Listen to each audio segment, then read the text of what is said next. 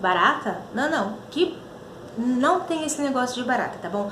Vamos focar na mensagem, porque hoje a gente vai conversar sobre esse livro maravilhoso, A Metamorfose do Franz Kafka e Sem Barata. Então, pega uma xícara de café e vem sentar comigo.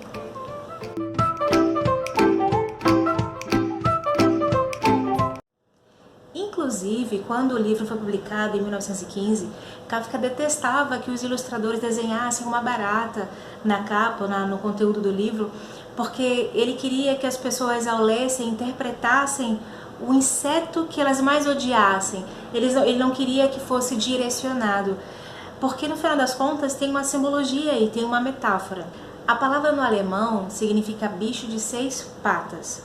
É também para dar a ideia de inseto que o leitor pode ter medo, pode ter asco, mas não é só isso. Tem uma característica aí por trás para mostrar que esse inseto produz na gente realmente, sabe? Asco, nojo, que ele é periférico, que a gente tenta afastar a qualquer custo.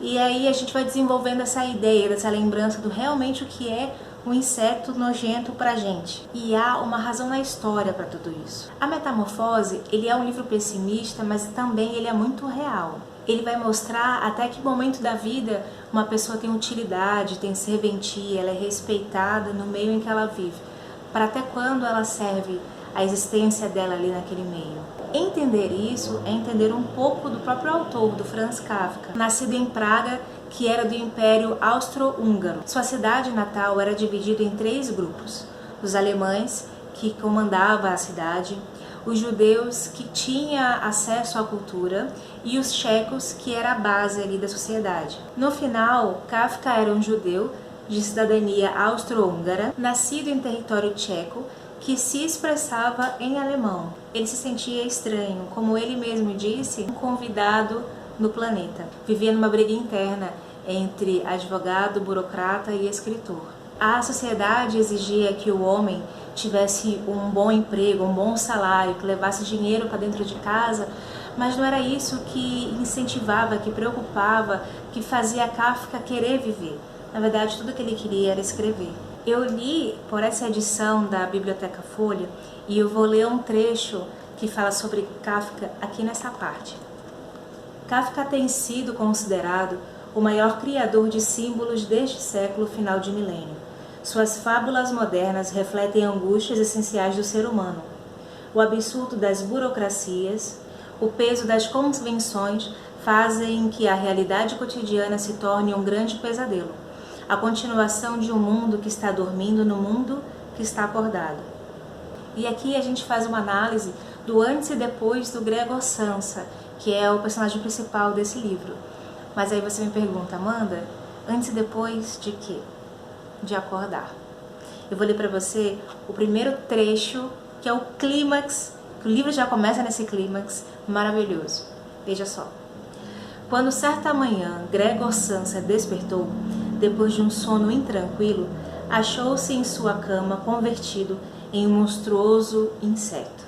A gente está acostumado a ler livros que preparam o leitor toda uma construção de enredo para levar a gente para o clímax, né? Mas esse livro não, ele já começa de uma forma totalmente fantasiosa e irreal, e é isso, a situação está sendo assim. E aí? E agora? Veja que não tem barata, hein? Monstruoso inseto. E aí ele acorda com essas características, se vendo diferente, e as horas vão passando e a gente vai percebendo que a única preocupação do Gregor é se atrasar para o trabalho. Mas o Gregor, que não era de se atrasar, com a demora dele em sair do quarto, em sair de casa, foi começando a levantar umas suspeitas dentro da casa. Veja, Gregor era um caixeiro viajante que praticamente vendeu a vida dele ali em trabalho. Ele passa muito tempo viajando, que era uma atividade de trabalho que ele não gostava de fazer, mas ele se sentia obrigado, se sentia impelido a fazer. Nos 5 anos de emprego, ele diz no livro que não adoeceu sequer uma vez. Toda essa preocupação para sustentar a própria família, que cá entre nós tinha condições de trabalhar e sustentar a si mesma.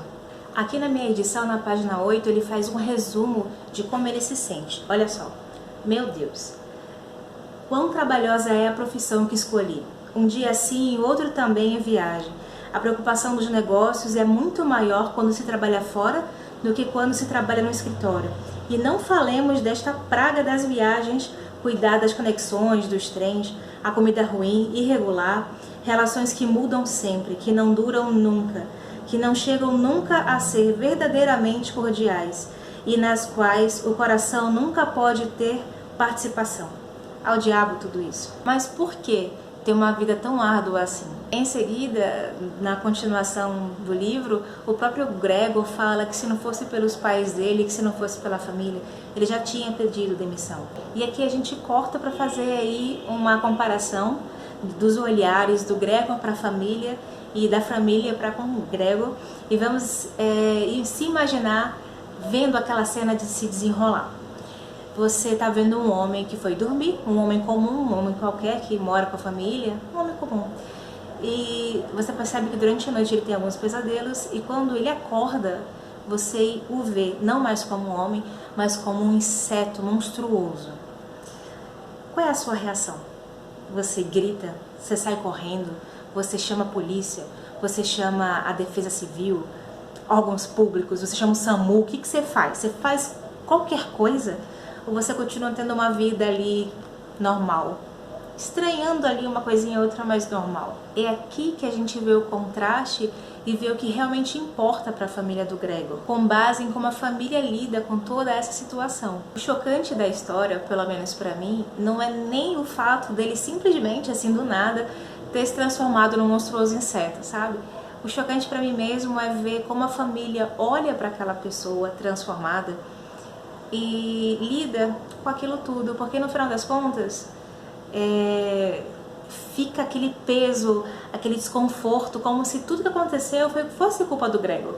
Em nenhum momento é questionado o que aconteceu com ele, se o pai ou a mãe tentar amenizar a situação, eles têm nojo, eles têm raiva, eles têm asco, e a única pessoa que participa de alguma forma, que tenta amenizar as coisas, é a irmã dele, mas que com o tempo até ela mesma abre mão. A mãe dele é uma mulher adoentada, também um pouco dramática e desesperada demais com tudo. E o pai é uma pessoa com raiva, com ódio, e passa pra gente a sensação de que, do ponto de vista dele, a culpa é do Gregor, não interessa o que aconteceu, mas no final o erro é do Gregor. E a única preocupação que a família tem ali é que o Gregor não saia do quarto, muito menos da casa, que ninguém saiba o que aconteceu com ele, que ninguém imagine que a família esteja passando por aquela situação vergonhosa, vexatória. E a gente vai vendo esse contraste, né? Que o Gregor, ele foi durante 5 anos trabalhando no emprego que ele odiava para ter condições de sustentar uma família que por si só poderia muito bem ter condições de se virar, ainda que o pai já fosse com uma idade um pouco mais avançada, mas ela era uma família assim, que necessitasse 100% financeiramente dele. Ela se colocou nessa situação de depender, o que é diferente, versus uma família que, quando vê que o Gregor está com uma situação absurda, a única coisa que passa na cabeça deles é: vamos trancar ela no quarto para que ninguém saiba o que aconteceu com ele. Quem é Gregor Samsa nesse livro e na vida? Ele é um homem comum, que mora com a família, que tem um trabalho que não gosta, que vive com pessoas que dependem dele, e apesar disso com muito pouco convívio humano caloroso. Existem muitos Gregor Samsa por aí.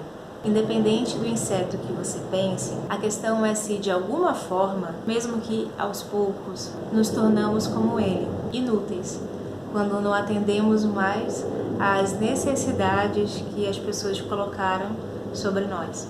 O final do livro é bem triste, é um pouco pesado também, porque o que se espera de um enredo assim que eu contei, né? Não dá para esperar momentos de muita alegria, mas serve como muitas formas de reflexão. Inclusive, eu já li pessoas que, quando tem contato com esse texto, o descreve como casos de depressão. É muito interessante esse livro. Ele é muito, muito, muito fininho mesmo.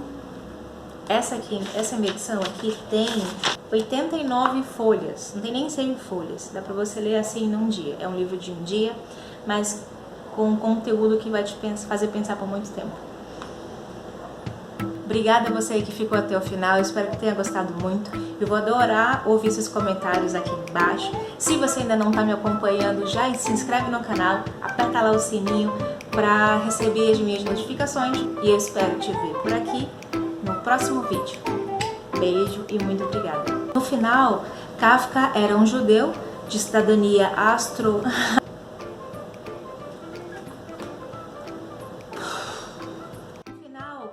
Kafka era um judeu de cidadania austro-húngaro